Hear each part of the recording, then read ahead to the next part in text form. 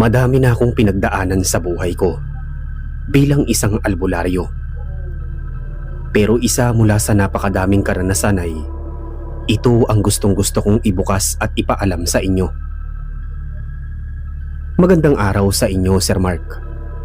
Ako nga po pala si Albert, na taga Isabela Province, at kasalukuyan na akong 43 years old. Ngunit ang ikikwento ko ay naganap noong binata pa ako. Nangyari ito taong 2012. Kilala ako bilang isang albularyo ng aming bayan. Bukod dito ay wala na akong ibang ginagawa pa. Masasabi ko na isa akong sikat na albularyo. At kahit pa binata pa lamang ako, ay mahilig na talaga ako sa ganitong bagay. At hindi naman basta naniniwala ang mga tao at lalapit sa akin kung hindi ko napatunayan ang sarili ko. Ngunit ang hindi ko alam ay tuluyan palang magbabago ang takbo ng kagustuhan ko sa pagiging albularyo. Ilang araw na kasi akong nagtatrabaho at tila mas dumadami ng dumadami ang nabibiktima ng aswang. At tila parang wala na ata itong balak magkaroon ng katapusan. Bago ako magsimula, Sir Mark, nais ko lang ibahagi kung bakit simula noon ay isa na akong albularyo at gusto ang trabaho ko bilang isang albularyo. Nagsimula kasi ito noong bata pa ako at lagi kong nadidinig sa mga tao na tila ang ama ko ay isang tagapagligtas ng nakararami. Dahil sa ginagawa nito ang lahat upang mapuksa ito, kung kaya't tinitingala ko ang aking ama. Noong bata ako ay di baling wala kaming makain sa pagiging albularyo niya. Pero tumatak naman ang kabutihan na nagagawa niya. At tila kita mo naman sa kanyang masaya siya sa kanyang ginagawa. At bukal sa loob niya ito. Ilang beses na din akong nakasaksi kung paano niya ginagawa ito. At masasabi kong magaling siya at may paninindigan. Tama na nga ang pagbida sa tunay kong rason kung bakit pangarap ko noon pa lamang ay maging albularyo. Hayaan niyo kung isalaysay ang naganap sa akin noon, kung saan ang angking ganda ng isang nilalang ay tila nakakalinlang. Sariwa pa sa isipan ko ang naganap noon, kung saan ang babaeng ito ay nasabing bigla na lang lumipat dito sa probinsya. Naging usap-usapan agad siya dahil sa malapursilanan niyang ganda, kutis, at talagang masasabing maganda ito. Madami ding nakapansin sa maganda nitong ngiti at malaamo na personalidad. Noong una ay wala akong kahit anong balak na kilalanin siya dahil ang focus ko lamang ay nasa trabaho at wala rin akong interes sa babae. Mas pinipili kong gawin ang tungkulin ko. Sigurado ka bang ayaw mo man lang dumaan malapit sa bahay ng bagong lipat nating kapitbahay, Albert? Silayan mo. Tiyak akong magagandahan ka. Pangungumbinsi ng kaibigan kong si Rex. Ngunit bumuntong hininga lamang ako bago kunin ang bimpo na nasa balikat ko at magpunas. Hay nako, ikaw na lang. Alam kong maganda siya dahil kita naman sa'yo na para kang mababaliw. At lagi kang dumadaan doon. Masungit na pagkakasabi ko. Naramdaman ko naman ang pag-upo niya sa tabi ko. Maganda naman kasi talaga siya. Mas maganda pa sa ex-girlfriend mong si Ana. Pero tila kahit anong pangungumbinsi niya sa akin ay talagang hindi ako interesado na malaman. Ang huli ko kasing kasintahan ay maganda din. At masasabi mong wife material ang isang tulad niya. Ngunit ang problema ay hindi siya sang-ayon sa pagiging albularyo ko. Hindi kasi siya naniniwala sa mga aswang. At hindi rin siya natutuwa na hindi naman kami napapakain ng pagiging albularyo ko. Kung tutuusin, ay napakababa ng kita ko na hindi naman problema sa akin. Kasi alam ko sa sarili kong nakakatulong ako. Pero dahil sa trauma ng mga salitang ibinitaw sa akin ni Ana bago siya lumuwas pa Maynila, at nag-aral doon, ay hindi na ako nagbalak pang humanap ng kasintahan at nag-focus na lamang ako sa kung anong meron ako sa buhay. Kinabukasan ay tila nadidinig ko pa rin ang bali-balita patungkol sa bagong lipat na babae, kung saan halos lahat ay tila gandang-ganda sa kanya. May pagkakataon na nais ko ding tignan ito o hanapin, pero mas lumalamang talaga na hindi ko na lamang ginugusto. Albert! Albert! Naiangat ko ang tingin ko sa babaeng nagmamadali papunta sa akin, habang puno ng pagtataka ang mga mata ko. Anong meron? Kumalma ka. Pagpapahinahon ko sa babaeng hawak-hawak ko noon.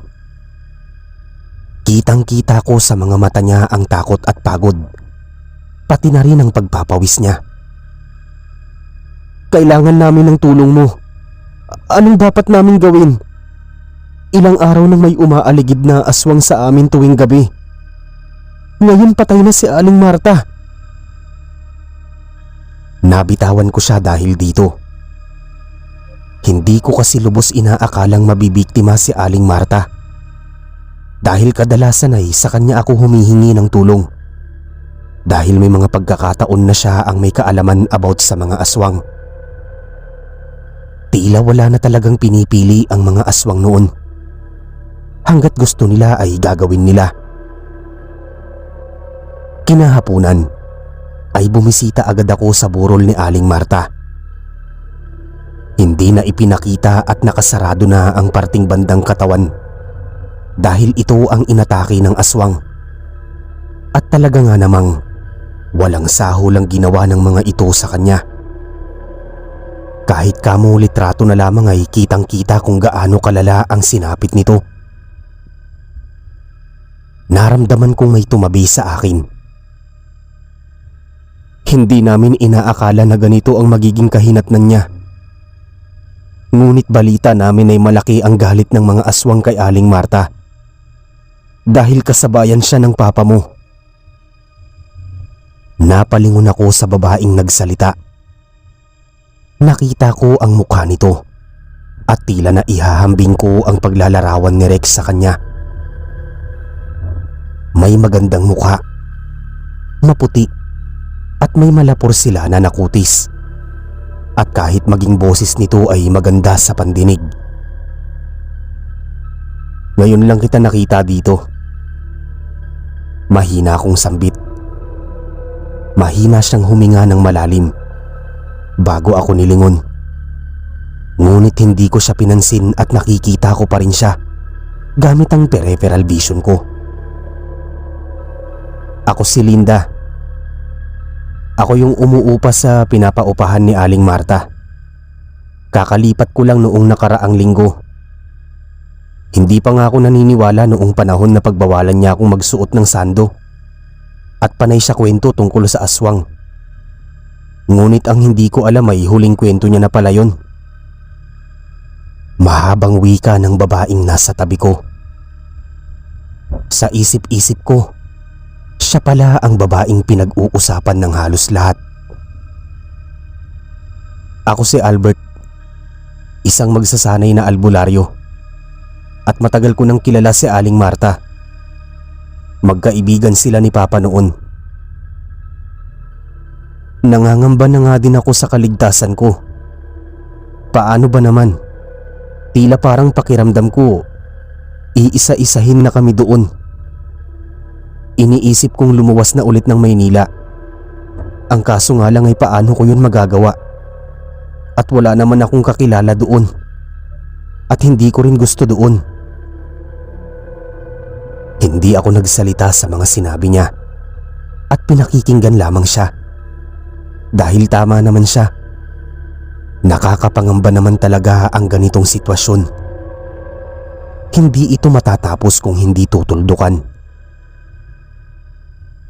Pagkatapos ng burol ni Aling Marta, ay mas naging alerto ang mga tao sa paligid at nagkaroon na rin ng mga ibang voluntaryo na magbantay at mag-ikot-ikot tuwing gabi. Nakipag-cooperate ako upang may makasama silang katulad ko na maaaring makatulong kung sakaling lumakas ang loob ng mga aswang na sumugod. Pagpunta ko sa lugar kung saan nandoon ang mga magiging kasama ko, ay nakita ko ang pagkaway ni Linda sa akin mula sa malayo. Napalunok ako bago ngumiti at nilapitan siya. Nakaramdam ako ng pagtitig ng iba sa akin habang naglalakad ako papalapit sa kanya. "Andito ka rin pala?" tanong ko. Tumango naman siya at saka kumuha ng isang malaking kahoy at nagsalita. "Oo naman, gusto ko ding tumulong. Wala akong magagawa dahil kalagayan ko rin naman ang nakasalalay.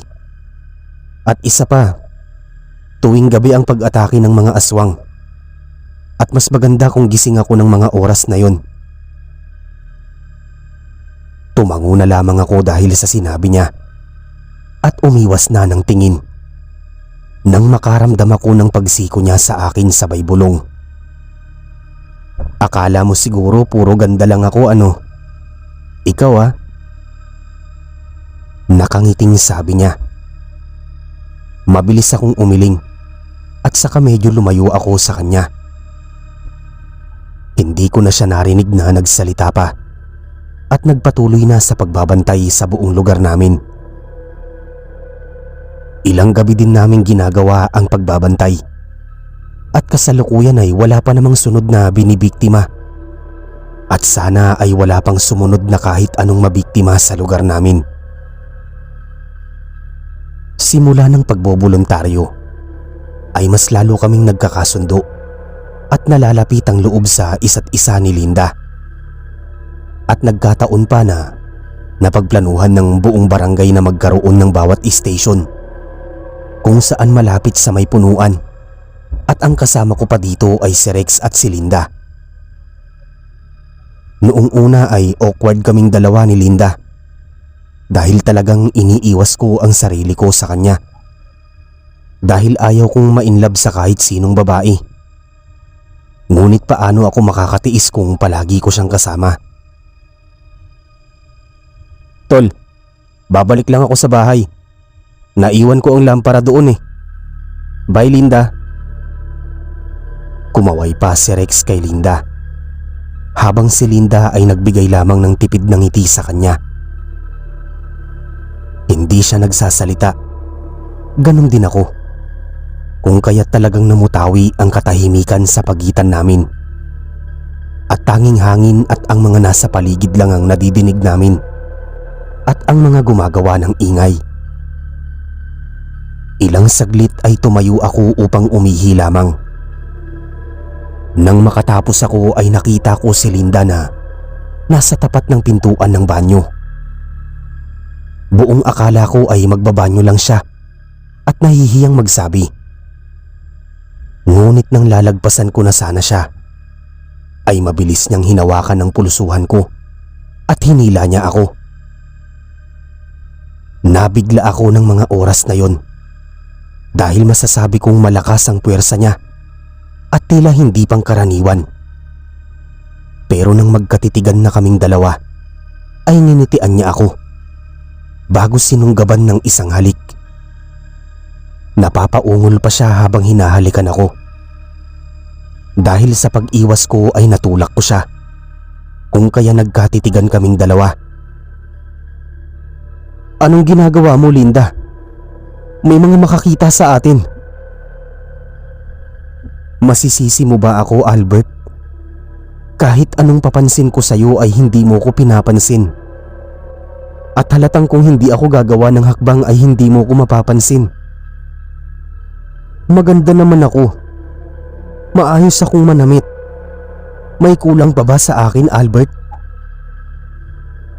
Hindi ako nakapagsalita ng oras na yon dahil kita ko sa kanya ang pagiging desperada na hindi ko lubos maunawaan. Ako? Gusto ng isang tulad niya? "Ano naman ang nakita mo sa akin? At nasabi mo yan? Nahihibang ka na ba?" Pagkatapos kong sabihin yun ay hinalikan niya akong muli. Pero kagaya ng ginawa ko sa kanya kanina, ay marahan ko siyang itinulak. Kailangan ba ng rason para magustuhan kita, Albert? Sa akin ka na lang. Natikom niya ang bibig niya habang tinititigan ko siya.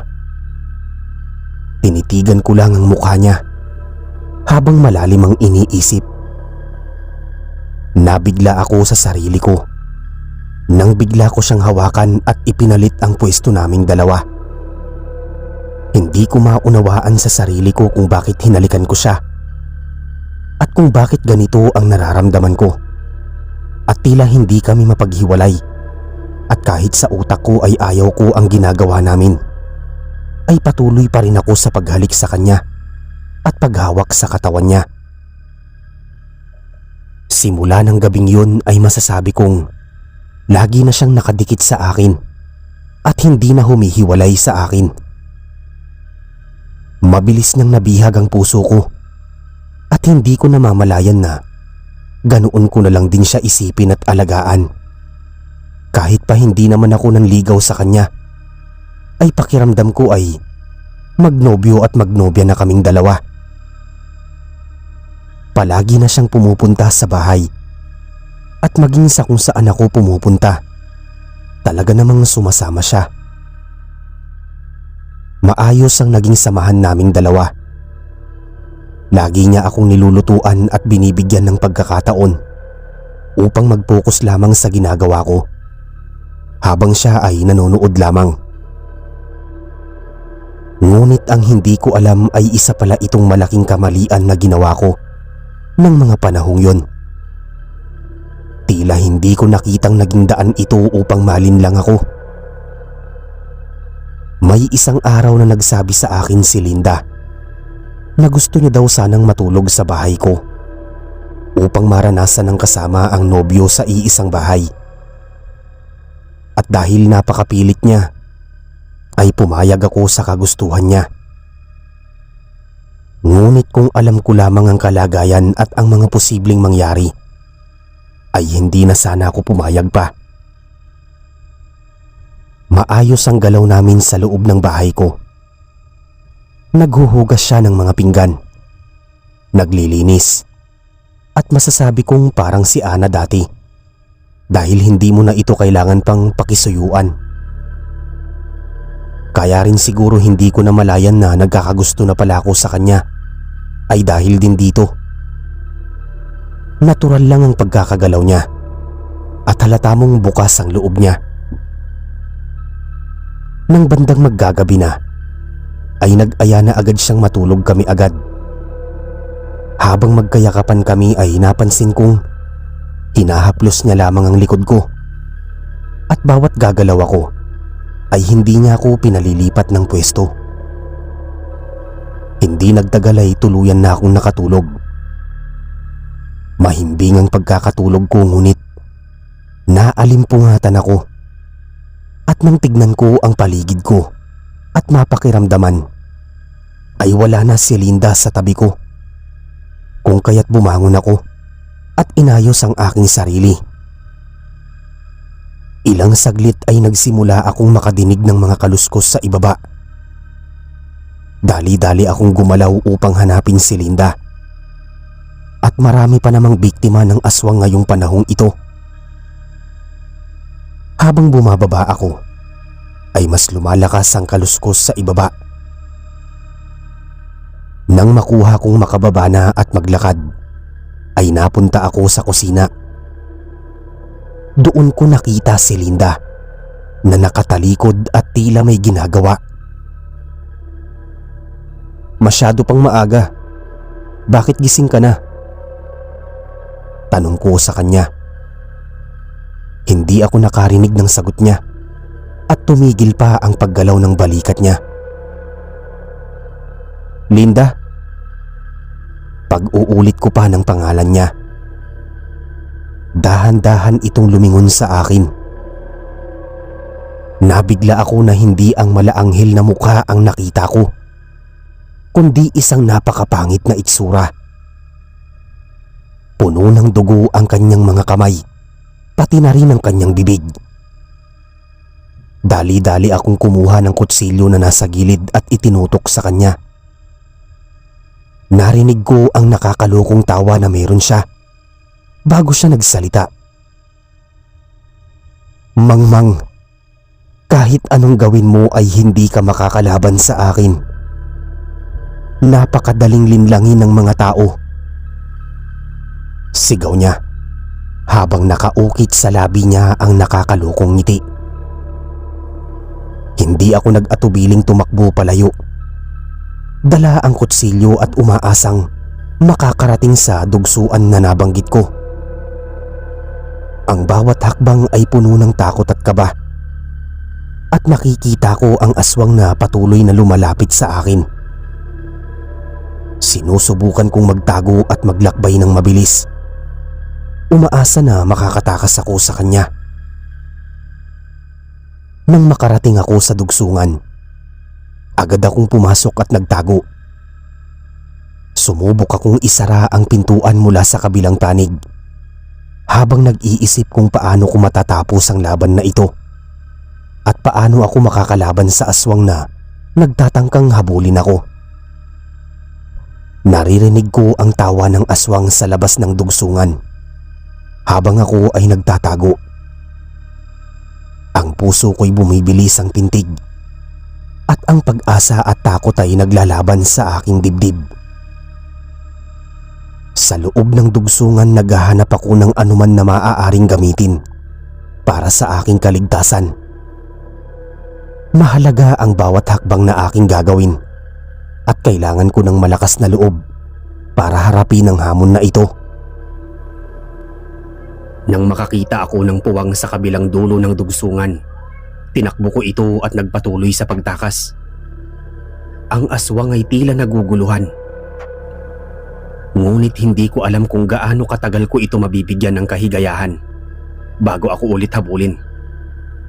Sa bawat hakbang, umaasa akong makakahanap ako ng tulong o makakarating sa isang lugar na ligtas mula sa kapahamakan ng aswang. Nang makatakas ako ay diretso akong nagpasikot-sikot upang makabalik sa kadugsungan ng bahay ko. Kung susundan niya ako ay mabilis ko siyang makukuha at mabibingwit kasabay ng mga taong nagbabantay ngayong gabi. Mukhang huling oras mo na ito.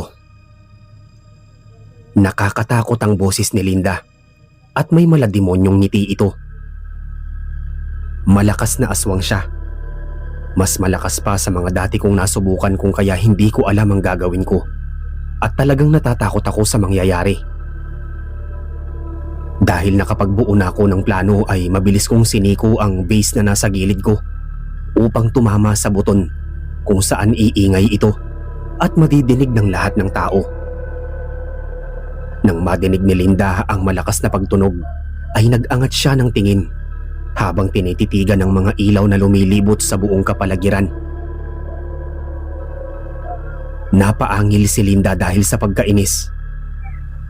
"Alam kong aalis ka na, Linda, pero hindi pwede." Nang paglingon niya at pagbabalak umalis ay tumambad sa kanya ang isang malaking grupo ng mga tao. Mabilis na ibinato sa katawan niya ang tali. May mga patusok ito upang bumaon sa katawan ni Linda.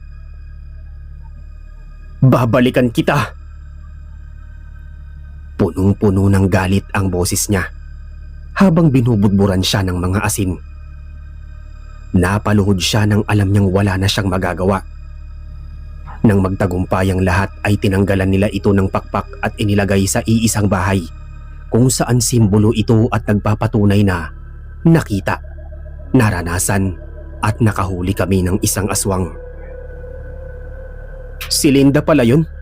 Sinong mag-aakala?" Reaksyon ng kaibigan ko habang ako ay nananatiling nakatingin sa kawalan ng mga mata. "Tol, ayos ka lang?"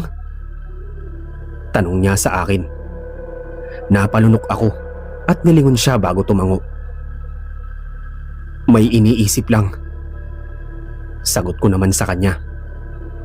Iniisip ko lang ay paano ako nakaramdam ng ganitong sakit ng nararamdaman. Marahil hanggang kamatayan ni Linda ay galit lang ang meron siya. Marahil na hindi niya talaga ako mahal. Gusto niya lang akong patayin upang wala nang matirang albularyo. Pero paano naman ako? Totoo ata itong naramdaman ko dahil masakit. Nang ilang taon na ang nakalipas ay sinimulan kong kalimutan ang tumatak na naganap sa buhay ko. Naging silbing experience at kwento na lang siya na gusto kong ibahagi ngayon at sa inyo. Nananatili na lamang siya sa isip ko bagkus iniwan ko na din ang pagiging albularyo at naging isang teacher sa isang public school. Pero masasabi ko lamang habang naaalala ko ang bagay na yon ay isang malaking wakas. Dahil isa ito sa naging rason kung bakit umalis ako sa pagiging albularyo. Dahil tama si Ana. Kailangan kong mabuhay ng normal at magsimula. At magsisimula yun sa pagsisilbi sa mga tao ng may sweldo. Ako po si Albert. Maraming salamat po sa inyong pakikinig. Ang inyong taga-subaybay.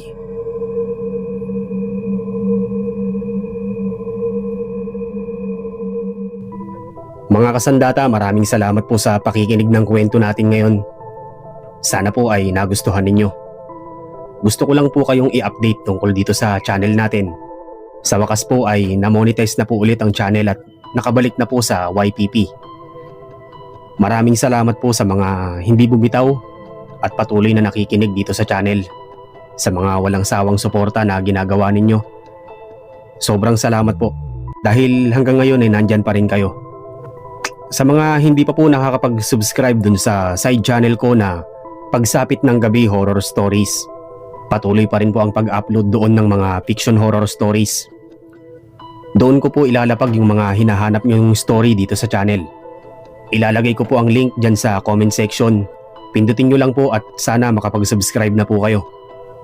Hanggang dito na lang po muna mga kasandata. Maraming salamat po sa pakikinig. Kita-kits po tayo sa mga susunod na kwento. Maraming salamat po sa inyong lahat.